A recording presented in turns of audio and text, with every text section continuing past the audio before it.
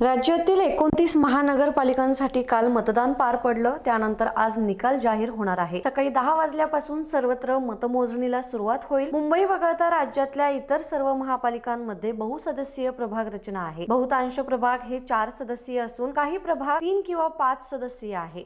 हाती आलेल्या आकडेवारीनुसार मुंबईत 53 ते 55%, ठाणे मनपात 56%, पुणे मनपात 52%, पिंपरी चिंचवडमध्ये 58%, नवी मुंबईत 57%, नाशिक मनपात 57% मतदान झाले. परभणीत 66%, जालन्यात 61% मतदान झाले. आता आज लागणाऱ्या महानिकालांची उत्सुकता आहे. राज्यातील 29 महापालिकांमध्ये आरोप प्रत्यारोपांच्या प्रचंड फैरी झाल्यानंतर मतदार राजाने त्याचा कौल गुरुवारी ईव्हीएम बंद केला. कोणत्या राजकीय पक्षांना आणि नेत्यांना हसण्याची संधी मिळते आणि कुणाला हादरे बसतात याचा फैसला शुक्रवारी सकाळी 10 पासून सुरू होणाऱ्या मतमोजणीद्वारे होणार आहे. मुंबईच्या निकालाकडे संपूर्ण देशाचं लक्ष लागलंय. एकत्र आलेले ठाकरे बंधू महापालिकेवर झेंडा फडकवणार की भाजपा शिंदे सेना त्यांना धक्का देणार याबद्दल कमालीची उत्सुकता लागली आहे.